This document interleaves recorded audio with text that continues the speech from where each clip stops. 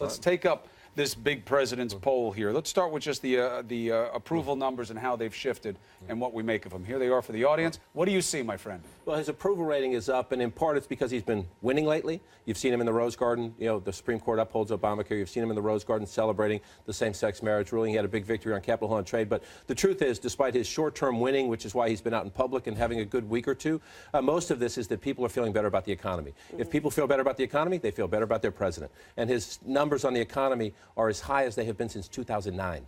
Since when he started the presidency. People are starting to think, okay, it's not great, but it's turning around. The economy is getting a little momentum. He's getting credit for it. And that compares with Clinton and Bush. How is he doing in this part of his term comparatively? I mean, it's about where the others were, wasn't it? Clinton ended his term in pretty good standing. He's around Clinton numbers. Bush was down. Bush never really recovered from Katrina and when the Iraq war went completely south. And we had the looming recession coming on towards the end of his term also. Things were getting worse and worse. But that's the great question in the sense that here's a president who, he just made his party mad on trade.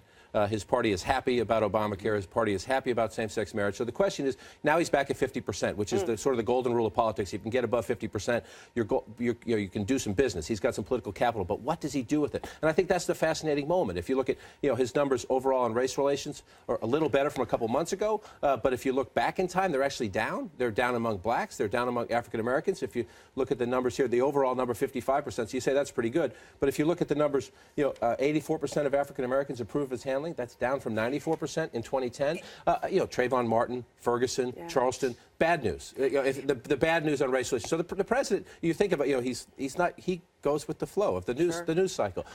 What can he do with this? He's got a Republican Congress. He's in his final 18 months. History tells us the presidential numbers campaign. A little bit. We just had Cecilia Munoz on. And yes, she is a policy person. She was here to talk about the new wage proposal. But I was trying to get her to. I'm trying to get her to comment on the poll, trying to get her to comment on the, is that part of the task? Is that you got to work message when you have momentum? Otherwise, what does it get you?